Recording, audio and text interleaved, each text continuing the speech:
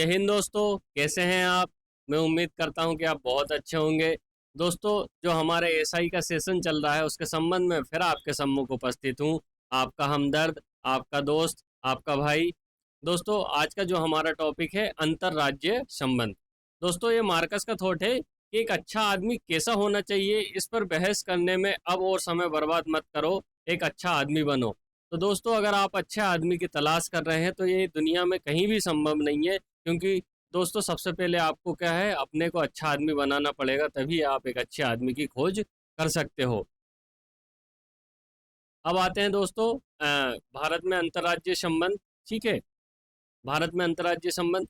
तो दोस्तों, हमारे यहाँ सबसे पहले मैं आपको बतलाना चाहता हूँ कि संघीय प्रणाली अपनाई गई है। ठीक है, संघीय प्रणाली अपनाई गई है, जिसमें क्या होता है, एक केंद्र सरकार होती है और कितने विभिन्न राज्य होते हैं। जैसे कितने, ये 28 राज्य है। ये क्या कहलाता दोस्तों, इनके मध्य संबंध है केंद्र का राज्यों से। तो ये राज्य है, ये राज्य है, ये राज्य है, ये राज्य है, ऐसे 28 राज्य है दोस्तों।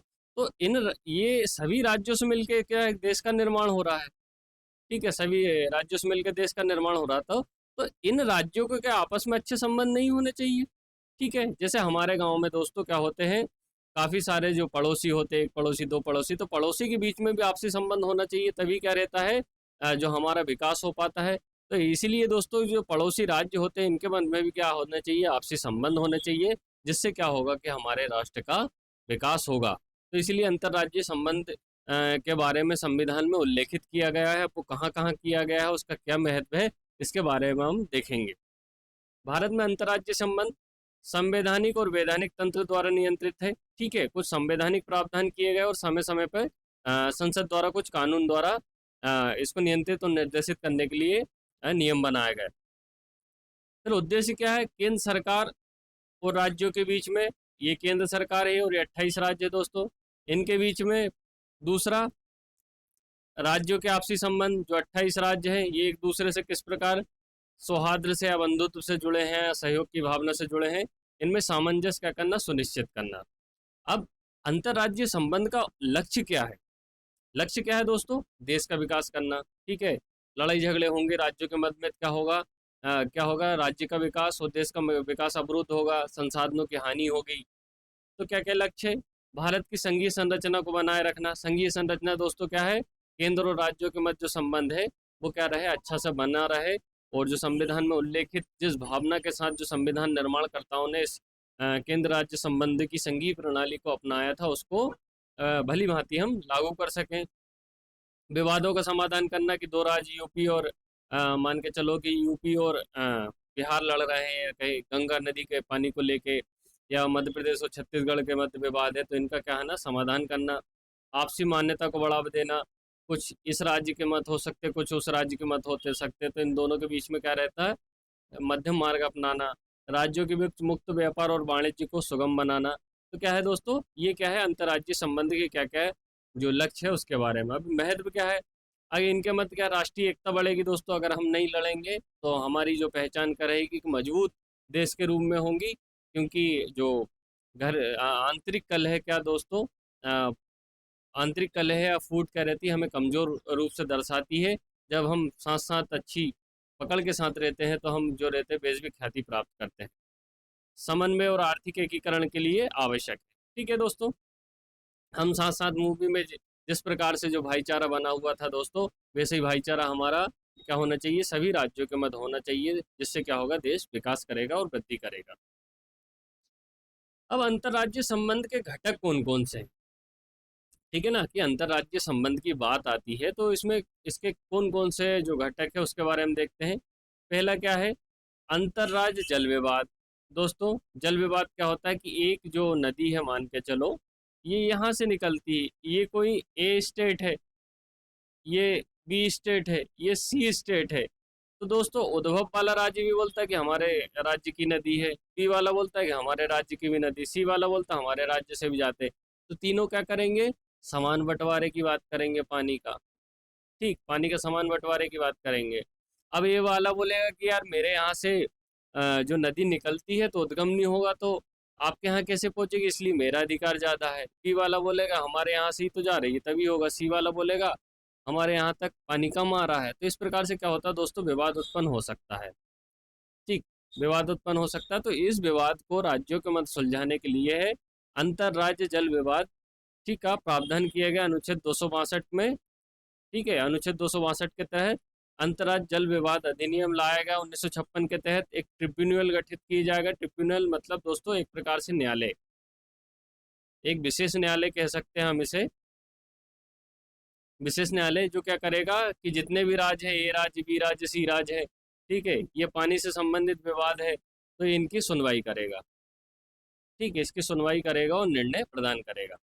और ये जो ट्रिब्यूनल है, जो विशेष न्यायालय होता है दोस्तों, ये निर्णय इसके अंतिम होते हैं और बाध्यकारी मतलब राज्यों को मान्य ही होते हैं, और सुप्रीम कोर्ट का इसमें कोई अधिकार नहीं है, क्योंकि ये संवैधानिक जो निकाय के तहत, संवैधानिक निकाय के तहत गठित किया गया है। ठीक है, तो अंतर्राज्यीय जल विवाद के बारे में कहाँ लिखा गया, अंतर्राज्यीय जल विवाद न्यायाधिकरण की बात कहाँ लिखी गई है, अनुच्छेद 265 में। ये काफ़ी ज़्यादा इम्पोर्टेंट है दोस्तों, ये अनुच्छेद में आपको याद रखना भी पड़ सकता है, और ये विभिन्न एग्जामों में अभी तक पूछा गया है। अंतर्राज्यीय जल विवाद न्यायाधिकरण किस अनुच्छेद 262 के तहत, और ये अधिनियम कब आया था, 1956 में आया था। ठीक है, अब दूसरे देखते हैं। अंतर्राज्यीय परिषद कि जो मान के चलो 28 राज्य है, 28 में से 4 राज्य आपस में लड़ रहे हैं, तो इनके बीच जो समाधान करने के लिए जो किया जाएगा, परिषद की स्थापना की जाती है। उसके बारे में कहाँ लिखा गया, अनुच्छेद 263 के तहत स्थापित है। विवादों को सुलझाना, सामान्य हित के विषयों पर चर्चा करना, नीतिगत समन्वय की सिफारिश करने के उद्देश्य। तो अंतर्राज्यीय परिषद, अंतर्राज्य परिषद मतलब जो विभिन्न राज्यों में समन्वय स्थापित करेगी। कहाँ है दोस्तों, अनुच्छेद 263। अंतर्राज्यीय परिषद अनुच्छेद 263, अंतर्राज्यीय जल विवाद न्यायाधिकरण अनुच्छेद 262। अब अंतर्राज्यीय जो परिषद है पहली बार कब स्थापित की गई थी दोस्तों, 1990 में। इसकी अध्यक्षता कौन करता है, प्रधानमंत्री जो हमारे मोदी जी है, इसकी क्या करते हैं, अध्यक्षता करते हैं। कि अगर 4 राज्य लड़ रहे हैं, ठीक है, या 4 से अधिक राज्य लड़ रहे हैं, तो क्या सभी राज्यों के मुख्यमंत्री से मिलकर क्या रहता है कि अंतर्राज्यीय परिषद का निर्माण करेंगे, जिसकी अध्यक्षता कौन, प्रधानमंत्री करते हैं, और क्या होगा इसमें निर्णय देंगे। ठीक, केंद्र शासित प्रदेशों के मुख्यमंत्री और केंद्रीय मंत्री इससे सबसे मिलके क्या होता है। तो आपको यहाँ पे क्या याद रखना कि अंतर्राज्यीय परिषद की अध्यक्षता कौन करता है, प्रधानमंत्री करते हैं। अंतर्राज्यीय परिषद की अध्यक्षता कौन करते हैं, प्रधानमंत्री मोदी जी करते हैं। ठीक है, और इसमें कौन, सभी राज्यों के मुख्यमंत्री रहेंगे, और जो 8 केंद्र शासित प्रदेश है वहाँ के हेड रहेंगे, और केंद्रीय जो बड़े बड़े केंद्रीय मंत्री जैसे गृह मंत्री होगा, रक्षा मंत्री हो गए, और विदेश मंत्री, इस प्रकार क्या रहेंगे, सदस्य इसमें रहेंगे, और वो सभी मिलकर क्या रहेंगे, निर्णय प्रदान करेंगे।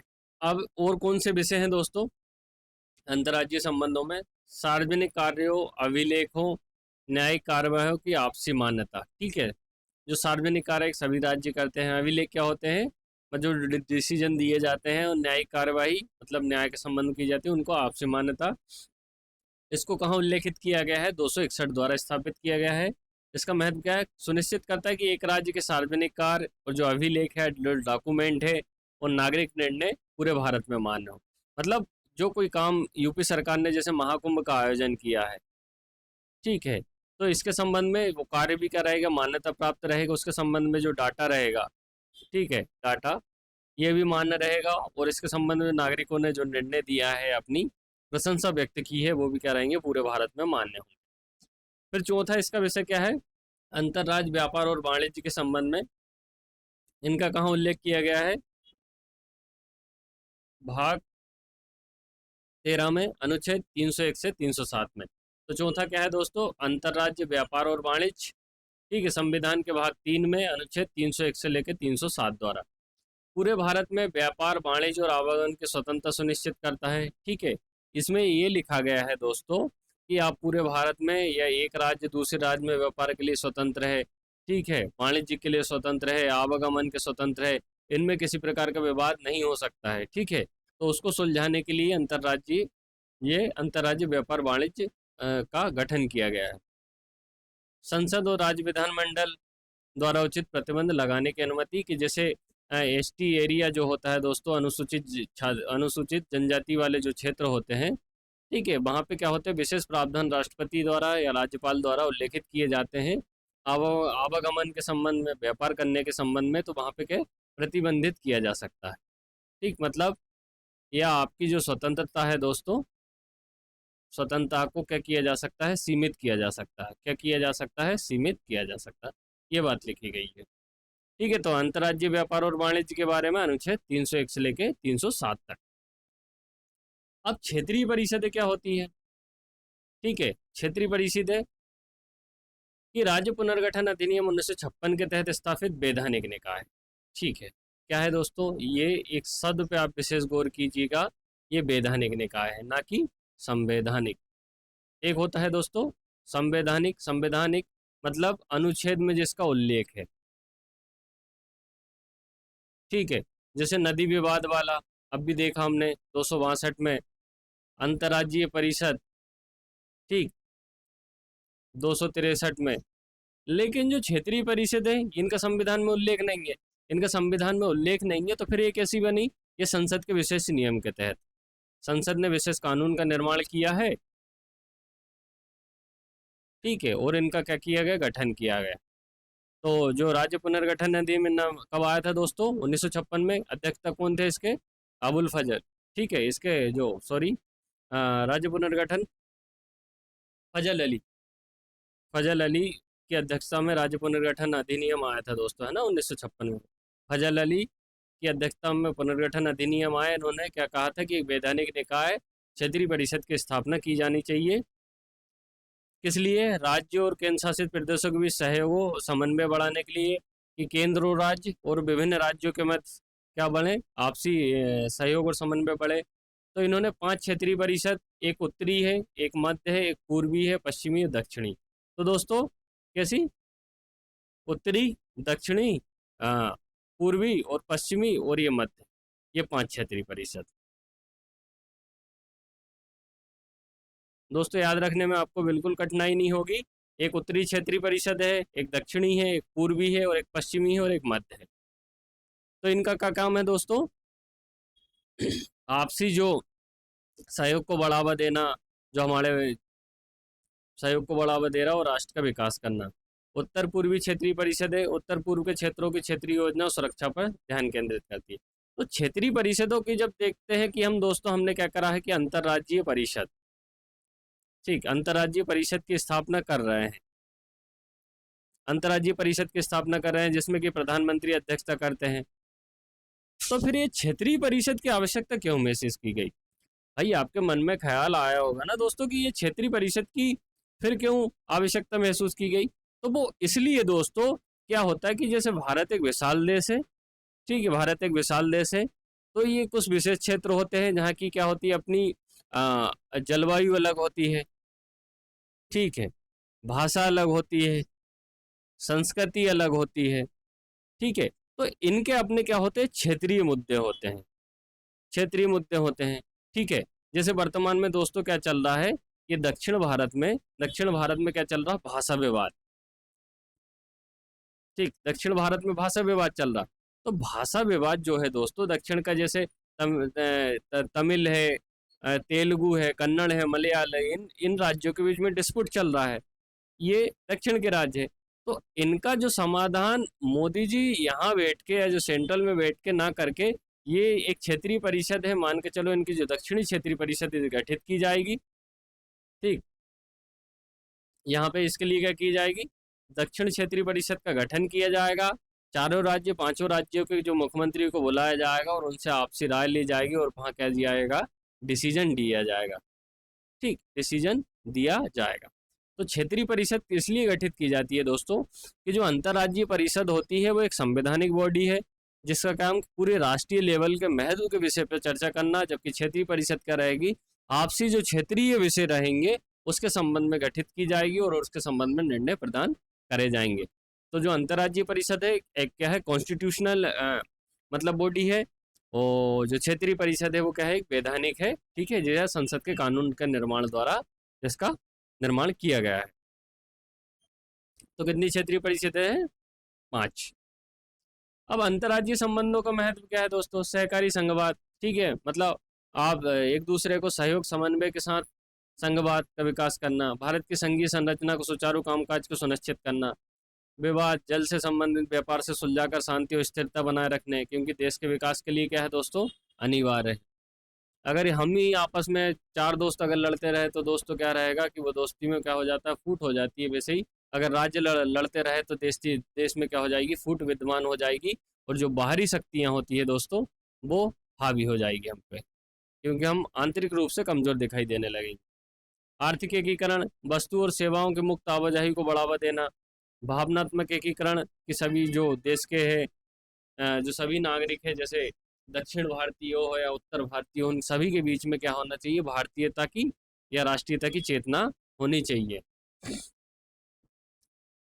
सारांश, भारत में अंतर्राज्यीय संबंध संवैधानिक वैधानिक प्रावधानों का एक ढांचा है, ठीक है, जो सहयोग को बढ़ावा देने, विवादों को सुलझाने, राष्ट्रीय एकीकरण में योगदान देने के लिए बनाया गया है। ये तंत्र भारत की संघीय संरचना के संचालन को सुचारू करता है। तो कुल मिला के दोस्तों, जो अंतर्राज्यीय संबंधों को कुल मिला के उद्देश्य है कि जो सभी 28 राज्य है, 8 केंद्र शासित प्रदेश है, ये अपने व्यापार के संबंध में, वाणिज्य के संबंध में, या जल विवाद से संबंध में, या अन्य प्रकार के भाषाई विवाद हो, इसके संबंध में क्या रहे, वो शांतिपूर्ण तरीके से उनका निपटान कर ले, कि जिससे क्या हो कि आंतरिक रूप से हमारे देश में फूट ना पड़े, आंदोलन ना हो। इससे क्या होता है, संसाधनों की हानि होती है। क्या होते हैं, संसाधनों की हानि होती है, ठीक है। बाह्य तौर पे या विदेशों द्वारा क्या लगता है, भारत की निंदा की जाती है, ठीक है, कि भारत में एकता नहीं बची है, ठीक, अखंडता नहीं बची है, या भारत लोकतंत्र नहीं बचा है। तो इससे क्या होता है दोस्तों, जो हमारी रहती वैश्विक छवि क्या होती है, खराब होती है। तो उसे कुल मिला के सुलझाने के लिए अंतर्राज्यीय परिषदों का निर्माण किया गया है, और क्षेत्रीय परिषदों का। अब देखते हैं दोस्तों, हमने आपकी सुविधा के लिए प्रतिदिन आपको जो टॉपिक पढ़ाए जा रहे हैं उनसे संबंधित आपको जो कुछ क्वेश्चन जो एग्जाम में पूछे जाते हैं, आपके एग्जाम में भी आ जाएगा, एसआई में पूछे जाने की संभावना, उनको शामिल करने की एक विशेष प्रयास किया है। तो हम आशा करते हैं कि आप अ, इसको अच्छे रूप में लेंगे। पहला क्या है, अंतर्राज्य जल विवादों के निपटारे के लिए संविधान का कौन सा अनुच्छेद है। तो जल वाली बात आई है दोस्तों, ठीक है, जैसे कावेरी जल विवाद हुआ, कृष्ण जल विवाद हुआ, तो इनकी बात कहाँ लिखी गई है, अनुच्छेद 262 में, ठीक है, अनुच्छेद 262 में, अनुच्छेद 262 में। अंतर राज्य जल विवाद अधिनियम कब आया दोस्तों, तो अधिनियम कब आया, हमने देखा अनुच्छेद कब आया, 1956 में। अंतर राज्य जल विवाद से संबंधित जो अधिनियम कब आया था, 1956 में। कौन सा ट्रिब्यूनल कृष्णा नदी जल विवाद से संबंधित है, ठीक है, कृष्णा जल विवाद ट्रिब्यूनल, ठीक है। कृष्णा नदी दोस्तों दक्षिण भारत की एक नदी है, तो उसके संबंध में जल विवाद ट्रिब्यूनल गठित किया गया ट्रिब्यूनल। अंतर्राज्यीय परिषद दोस्तों, जो राज्य राज्य के मध्य में क्या रहती है, संबंध को बढ़ावा देती है, विकास करती है, उसका गठन संविधान के कहाँ, अनुच्छेद कहाँ पे दोस्तों, 263 में। 262 में क्या है दोस्तों, 262 में जल से संबंधित है, और राज्यों के मध्य वाला कितने में है, 263 में, ठीक है। अंतर्राज्यीय परिषद की स्थापना पहली बार कब की गई थी दोस्तों, 1990 में। जो पीएम होते हैं, जो प्राइम मिनिस्टर होते हैं, क्या होते हैं, इसके अध्यक्ष होते हैं, ये याद रखना आपको, है ना। पूछा जाता है कि जो अंतर्राज्यीय परिषद की स्थापना अनुच्छेद 263 के तहत गठित की जाती है, उसके अध्यक्ष कौन होते हैं, पीएम होते हैं। अंतर्राज्यीय परिषद का अध्यक्ष कौन होता है, प्रधानमंत्री होते हैं, ठीक है। पूर्ण विश्वास और श्रेयखंड कहाँ लिखा गया, अनुच्छेद 261 में। पूर्ण विश्वास और श्रेयखंड का उल्लेख यहाँ पे। कौन सा कथन सही नहीं है, एक राज्य के नागरिक दूसरे राज्य में मान्यता नहीं होते हैं। बी, एक राज्य के सार्वजनिक कार्य अभिलेख पूरे भारत में मान्य होते हैं, ठीक है, आपराधिक निर्णय पूरे भारत में मान्य होते हैं, उपरोक्त में से कोई नहीं। तो इसका जो आंसर है दोस्तों, हमने पढ़ा था कि एक राज्य के जो सार्वजनिक कार्य है या जो अभिलेख है पूरे भारत में मान्य होते हैं। अंतर्राज्यीय व्यापार और वाणिज्य की स्वतंत्रता किस अनुच्छेद में दी गई है, अनुच्छेद 301 में, ठीक है दोस्तों। कहाँ दी गई है, अंतर्राज्य में जो व्यापार, मतलब कहीं भी किसी भी राज्य में जाके व्यापार कर सकते हैं, वाणिज्य किया जा कर सकते हैं, ये इसका जो कहाँ उल्लेख किया गया, अनुच्छेद 301 में किया गया। राज्य विधानमंडल द्वारा अंतर्राज्य व्यापार प्रतिबंध लगाने किसकी मंजूरी आवश्यक है, तो दोस्तों इसके संबंध में राष्ट्रपति लगा सकता है, क्योंकि जो विशेष क्षेत्र होते हैं दोस्तों, विशेष जनजाति क्षेत्र, जिसका उल्लेख 5वीं अनुसूची, ठीक है, 6वीं अनुसूची, में, जिसमें जैसे कि असम, मेघालय, मिजोरम, ये जो राज्य है दोस्तों, तो इनमें क्या रहता है कि जो जनजातीय समुदाय होता है, जिनकी अपनी संस्कृति होती है, तो वहाँ पे इस संबंध में क्या होता है, राष्ट्रपति क्या लगता है, राष्ट्रपति प्रतिबंध आरोपित कर सकता है। ठीक है दोस्तों। दोस्तों, अगर आपको हमारा जो सेशन अगर पसंद आ रहा होगा और वीडियो अच्छी लग रही होगी, तो दोस्तों कृपया वीडियो को लाइक कीजिएगा, कमेंट कीजिएगा, सब्सक्राइब कीजिएगा और अपने ज़रूरतमंद दोस्तों के साथ निश्चित रूप से शेयर कीजिएगा दोस्तों, क्योंकि हमारा प्रयास है कि आप अपने सपने पूरे करने में किसी प्रकार के संसाधनों की या आर्थिक संसाधनों से आप वंचित नहीं रहें। ठीक है। धन्यवाद दोस्तों, मिलते हैं जल्द नेक्स्ट वीडियो में। धन्यवाद।